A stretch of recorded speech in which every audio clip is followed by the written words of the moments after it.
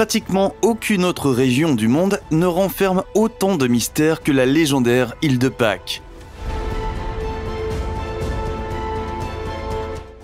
Cette île isolée dans le Pacifique Sud-Est a longtemps donné lieu aux légendes les plus époustouflantes. Ce sont surtout les colossales statues de pierre de l'île de Pâques qui ont longtemps laissé les scientifiques perplexes. Ces statues ont laissé les scientifiques déconcertés pendant de nombreuses années. Aujourd'hui, nous allons aborder bon nombre de secrets que recèle l'île de Pâques, ainsi que d'autres, et nous allons vous faire découvrir les nombreux mystères non résolus de ce que l'on appelle les Moai. Avant d'entrer dans le vif du sujet, n'oubliez pas d'appuyer sur le bouton j'aime et d'activer la cloche de notification pour recevoir d'autres vidéos. Ne quittez pas non plus le numéro 1, si vous voulez découvrir l'un des mystères les plus étranges de tous les temps. L'énigme du Moai. Les questions les plus pertinentes qui se posent face à ces fascinantes statues de pierre sont les suivantes. Qui a créé les Moai? À quoi servaient ces objets gigantesques? Et qu'est-il arrivé aux créateurs de ces créations légendaires? Si la science est restée longtemps sans réponse à ces questions brûlantes, il semble aujourd'hui que nous nous soyons rapprochés de la résolution de l'énigme de l'île de Pâques. Mais avant d'aborder ce sujet passionnant, nous devons d'abord nous pencher sur l'île elle-même. Officiellement, l'île de Pâques appartient au Chili, mais d'un point de vue géographique, elle est plutôt attribuée à la Polynésie. L'existence isolée de l'île devient encore plus étrange si l'on considère la distance qui sépare le continent le plus proche. Si l'on y regarde de plus près, la distance entre la côte chilienne et l'île isolée est de plus de 3500 km. La prochaine île habitée, l'île de Pitcairn, se trouve à une distance de plus de 2000 km. Il va sans dire que l'île de Pâques est l'une des îles les plus éloignées au monde. Il est donc d'autant plus difficile de comprendre comment des gens ont pu s'installer ici il y a si longtemps, et pourquoi ils ont choisi cette île plutôt que de s'installer sur le continent. Malgré cette situation géographique éloignée, l'île de Pâques sert de domicile permanent à quelques 7750 résidents, même à ce jour. L'île a une superficie raisonnable de 162,5 km². Comme nous l'avons déjà mentionné il y a un instant, ce sont les innombrables statues Moai qui ont toujours fait de l'île de Pâques le centre d'intérêt du public et des scientifiques. À ce jour, 887 de ces figures de pierre uniques ont été trouvées sur l'île. Cependant, les estimations actuelles supposent que l'île était autrefois ornée de plus de 1000 de ces colosses. Étant donné que les experts n'ont trouvé aucun document écrit contemporain lors de leurs recherches sur les Moai, l'âge exact des figures n'est pas connu et nous ne comprenons pas entièrement de quelle période de temps ces statues proviendraient. Les hypothèses des historiens vont de quelques centaines d'années à quelques milliers d'années, et il semble que ce mystère s'épaississe chaque fois que les historiens tentent de découvrir la vérité. Cependant, la plupart des chercheurs soupçonnent que les figures colossales ont probablement été créées autour de l'année 1400. C'est à peu près à ce moment-là que la culture des peuples indigènes a commencé à se mêler à celle des colons plus modernes. Grâce à leur design caractéristique, les Moai se distinguent facilement des autres figures de pierre ancestrales. Avec leur long nez, leurs oreilles carrées, leurs mâchoires angulaires et leurs yeux foncés, les colosses ont une apparence unique. Ce qui est particulièrement intéressant, c'est que, pendant de nombreux siècles, les gens étaient fermement convaincus que les Moai étaient constitués exclusivement de leurs têtes gigantesques. Cependant, des fouilles ultérieures ont permis de découvrir avec surprise que les corps des imposantes statues étaient restés cachés dans le sol pendant toutes ces années. La forme fascinante des colosses de pierre. Le fait que les têtes représentent à elles seules environ un tiers de la taille totale des statues est particulièrement frappant. Si, à première vue, les statues sont toutes identiques, un examen plus approfondi des détails montre que les figures respectives présentent de nettes différences entre elles. En conséquence, les figures individuelles ont parfois des positions de mains différentes, ce qui suggère que chaque statue a été délibérément conçue pour être unique. Les nœuds qui ornent le pagne que portent certaines statues ont également été conçus individuellement. En outre, de nombreux éléments indiquent que certains des Moai portait autrefois un pukao sur la tête. Dans un musée de Greenwich, par exemple, on trouve une peinture de 1775 qui représente les Moai avec leur couvre-chef correspondant. On ne sait pas si ces pukao étaient en fin de compte une coiffure de cérémonie ou un simple chapeau, pour ainsi dire.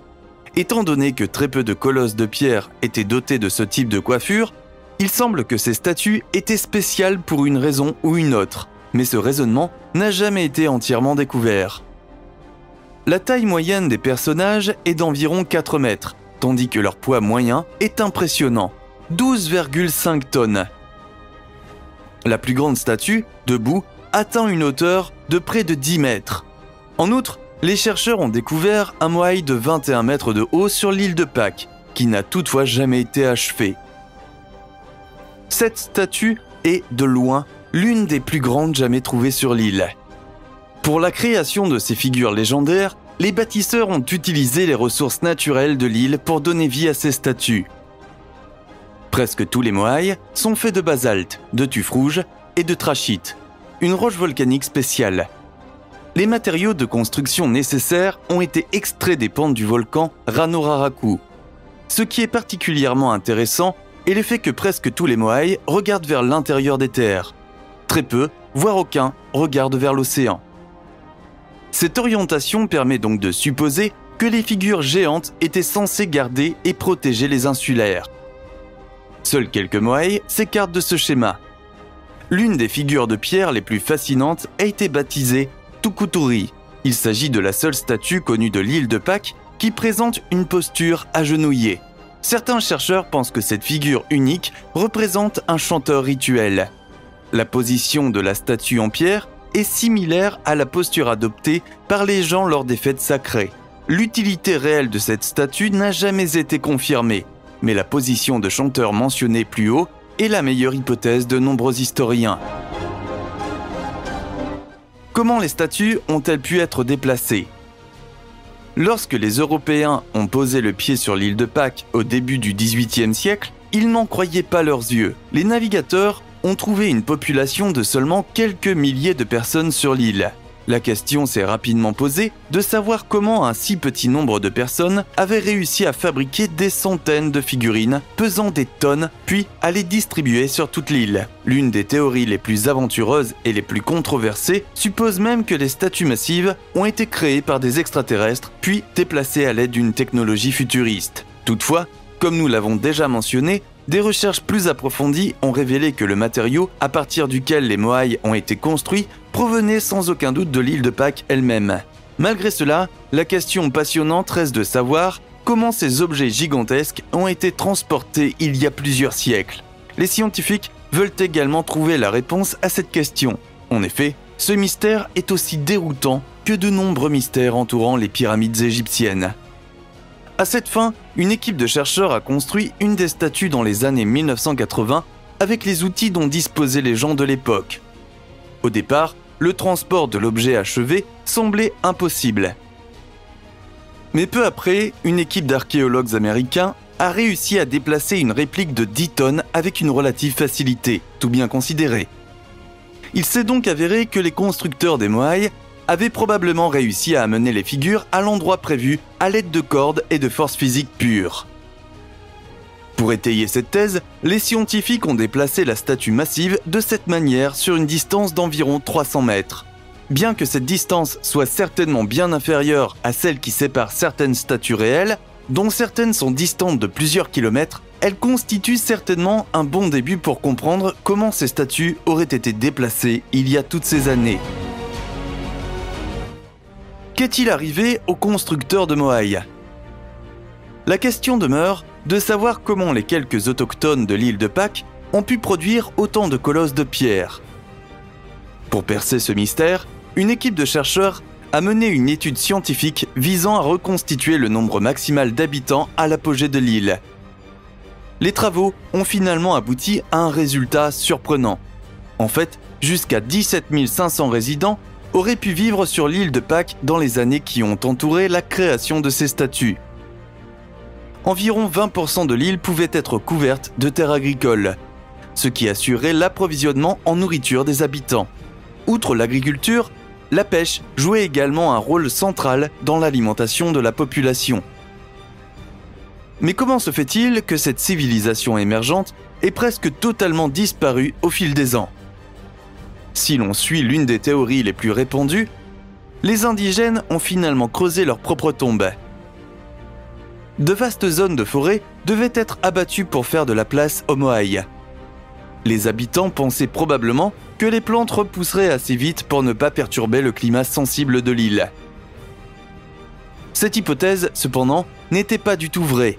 L'aggravation de la situation environnementale aurait entraîné de graves crises alimentaires et des guerres civiles auraient probablement éclaté. Toutefois, il ne s'agit que d'une des nombreuses théories envisageables. De nombreux scientifiques considèrent actuellement qu'il est plus probable que les bâtisseurs des Moaïs aient été victimes d'influences extérieures plutôt que d'eux-mêmes.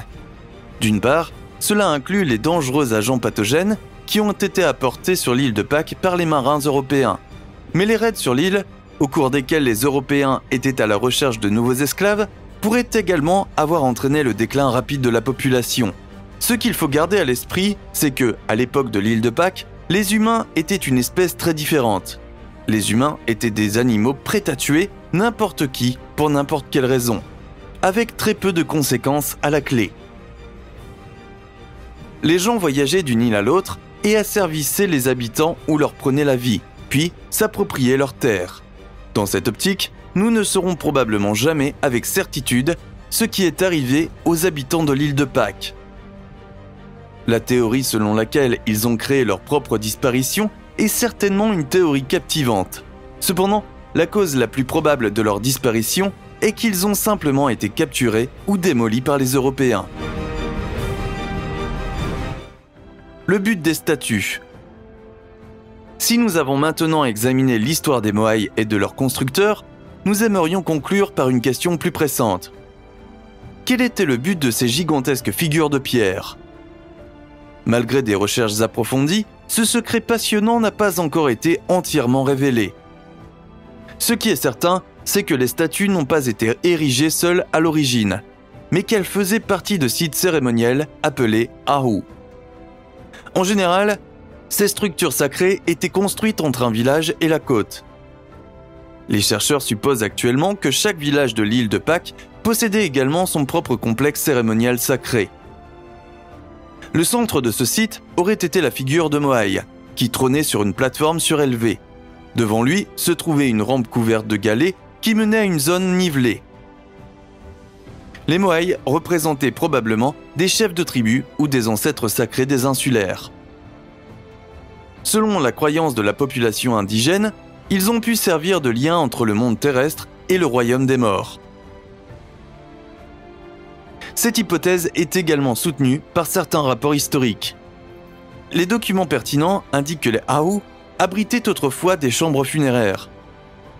Les insulaires avaient des moyens très spécifiques pour enterrer leurs morts. Ils prenaient le corps du défunt et l'enveloppaient ensuite dans un type de natte spéciale. Une fois le corps squelettisé, les restes étaient placés dans une chambre spéciale sur un site sacré. Il est donc concevable que les impressionnants Moaïs aient également joué le rôle de gardiens des morts. Selon toute vraisemblance, cependant, cette forme particulière d'enterrement n'était réservée qu'aux membres les plus importants de la société. Dans cette optique, il semble peu probable que les statues aient été érigées en l'honneur de gens du peuple tombés au combat. Au lieu de cela, il est possible que chacune des statues ait été érigée pour représenter un héros tombé au combat dans l'une des nombreuses petites colonies qui vivaient sur l'île. Si c'est le cas, cela peut expliquer pourquoi chacune des statues est légèrement différente de toutes les autres. Cela expliquerait également pourquoi certaines d'entre elles portaient des couvre-chefs et d'autres non. En fin de compte, ce n'est rien de plus qu'une théorie et le véritable mystère derrière ces étranges statues de pierre ne sera probablement jamais résolu. Faites-nous savoir ce que vous en pensez. Que pensez-vous des fascinantes statues Moaïs de l'île de Pâques ? Partagez vos réflexions et vos théories dans les commentaires. Nous ne saurons peut-être jamais vraiment ce qui est arrivé aux personnes qui vivaient là, ni pourquoi ces étranges statues semblent avoir une telle importance pour les habitants. Cependant, nous pouvons partager nos théories et peut-être, ensemble, arriver à une idée solide de ce qui a pu se passer sur cette île étrange il y a tant d'années. Avant de quitter la vidéo, n'oubliez pas d'appuyer sur le bouton j'aime et d'activer la cloche de notification pour découvrir de nouvelles vidéos. Voilà, c'est tout pour le moment. Nous nous donnons rendez-vous dans la prochaine vidéo.